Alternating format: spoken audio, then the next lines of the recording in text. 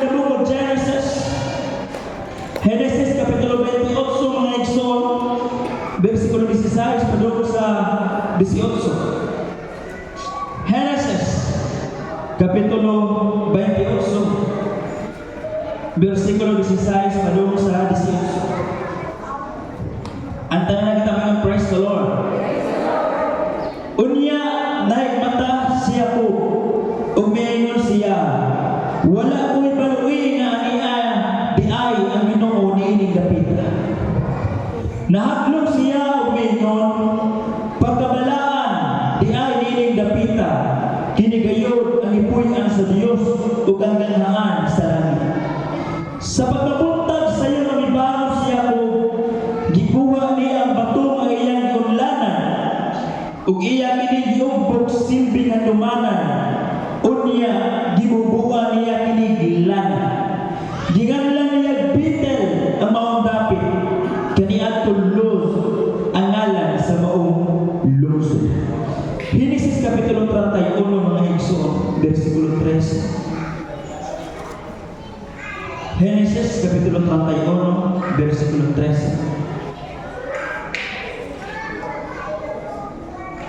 Genesis Kapitulo 31, versikulo 13. Tanan kita may praise the Lord.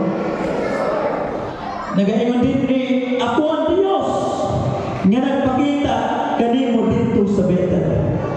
Diin nagpahiluna ka og bato silbing handumanan ug gibubuan mo kiniglana ug naghimo ka panaan. Karon pangandam ug biyahe kini yutaa ug pauli sa imong yuta na tawo. Amen. Mingon ang Dios kangako busa pangandam biyahe kini yutaa ug pauli sa yuta nimo na tawo. Amen. Siguro nini adlaw karon daghang tagyaan. Amen. Kay mobalik ka sa pinakarason nga ng gibuhat sa atong buhay nga Dios. Praise the Lord. Tubuti ko sa pagdala sa mensahe nga nagaingon ang gahom sa Dios. Ang gahom sa Dios ato ipataas ang atong mga kamot sa atong mag-ambot. Dino Dios nga labing dako labing gamhanan ni adlaw o Dios. Ikaw magagamit sa imong mga ubos nga alaga Ginoo samtang magamantala sa imong mga pulo. Ang imong gahom o Dios, ang imong Dios Ginoo imong ibubuo sa imong taliwala uban sa imong tabag sa imong gahom kanimo lamang ang tanan pinaagi sa imong gamhanan pangalan sa pangalan ni Jesus. Amen. That amen. Atong palakpakan na atong buhay na Diyos. Kama ka ng pagdahil para sa Ginoo. Glory! Hallelujah! Glory! Glory! Glory!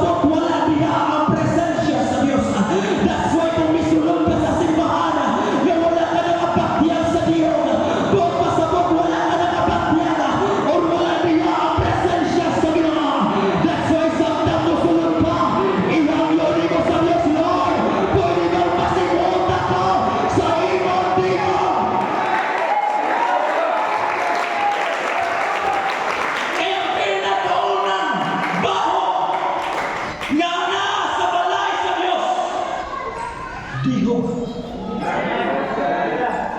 Anay, pag-alim yun. That's why ma-feeling ang aaron o ni Moises niya ang Diyos wala na dito. That's why klaro kaya sila sa Ezekiel. Pag ang Diyos gano'n wala na. Mapagyagan nila wala na aluminum sa kahumot. Wala na baho sa kahumot mga iksuna. That's why ang atong iglesia, unta atong iyayo sa Diyos Lord, dapat dili mawala ang baho sa Diyos na. Dili na mo sugot mga iksuna, nga mawala ang kahumot sa Diyos sa atong iglesia. Atong iyayo sa Diyos Ginoon, tugod ang Diyos na nanay kahumot sa Diyos, nga di ka ang kanimo. Sa unang panahon, inigsulod nila sa tabernakulo, wala sila ilaing si Moton. Kaya ang tabernakulo manibiniyaan sa Diyos, wala'y aluminum sa kahumot, bisag ang sige sumaba. Amen. Wala sila ilaing at doon sa balay sa Diyos. Naabagay din. Amen. Dili sila mangitag mga libita ng mga almayong tugtog. Anaabagay sila ibihog. Dili sila mangitag mga libita na maayo mo awit tuloy mo simon sila. Naabagay ang bihog. Kaysa balay sa Diyos, dili sila mangitag laing tao. Kundi ang presensya sa Diyos. Kay walay pulos sa atong pagkatalented. Kung walay bihog, ikan sa Ginoo. Walay pulos sa pagkamaayo na atong kawalay. Kung walay bihog, ikan sa Diyos.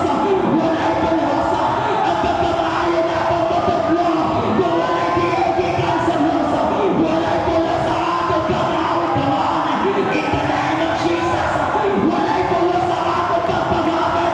Kung walay bihog, ikan sa Diyos. Why? Nasa una na sa kalibutan ganon. Daghan ang maayo mo tuglo, Pastor Wilby. Pag magtanaw ka, friends, grabe mo wali. Pag magtanaw ka, friends, ang kalibutan ang nagpasikat sa ilang mga pagtugtog, nagpasikat sa ilang mga pag-awit. Pero ako ibabagyan sa ilang lain ang mga alagad sa Diyos. Lain ang nagsunod pa man. Alalagaya, dapat lahat ay bihog. Nagikan sa Diyos. Kaya ang pinaka-rasyonal o ang pinaka-purpose niya ng naibihog. Kaya ang pinaka-inungdanan na pag magbubuang tas bihog, ang buong pasabot, ang Diyos ang naatin. Amen. Samtang nakita ni Chico nga mamanghin nagsaka nagtanaw, pag mata niyang ibangon dayon siya sa bato, pagkahuman nagbubo siya gilala ngayon siya naaday diri ang Diyos. Pagkabalaan niya dinidapita o pag inumabasa ang tayo-tayo nagaingat dito ako ang Diyos. Buong kasabot tumaasa gali ang bihog, mainumduman pala sa Diyos. Listen carefully. Ang kaaway, dili mahadlok sa iyong talent. Amen. Ninyo na Bible, klaro kaysa na nabasa. Kung asa gani ang bihog, naadit ko Diyos. Dili mahadlok ang kaaway kung sa iyong pagkamayo ng istorya. I'm sorry. Daghan na tayo tayo na ng gusto pinagpula na tala. Expound ang mga wali. Bakit kanindot sa mga wali? Amen. Pero ang kaaway dili mahadlok bisan pagkapila ni mo pito ang pag-expound ng wali. Ang kaaway dili mahadlok bisan unsa ka kamaayo mo kanta. Bisan pag-ikanta ni mo magubaan sa amin. Di siya mahadlok ka na. Ang kaaway dili mahadlok bisan grabe ka mo kuting-kuting sa kita. Di siya mahadlok ka na.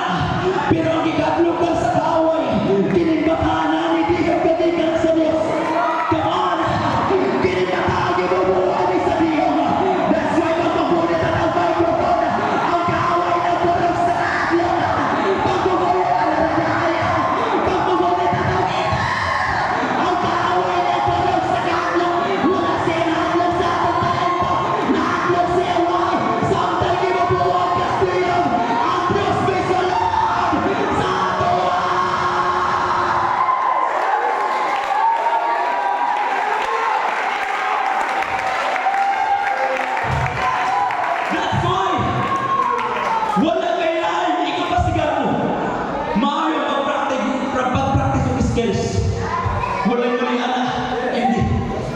mag-practice ng music.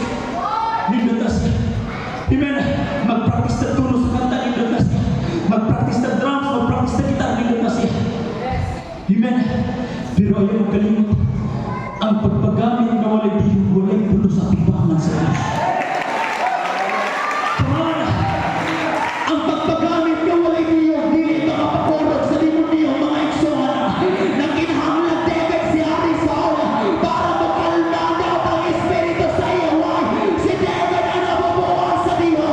Alaranhaya, ang sa ato mga panimal. Alaranhaya, sa ato mga panimalay korona. Ihaw-yaw nato sa Diyos, Lord. Babuhay ko sa Diyo. Laban ko na, kailangan wala na kapig. Pamilya wala na kapig. Pero pagka ako Diyo sa iyo, Ginoo.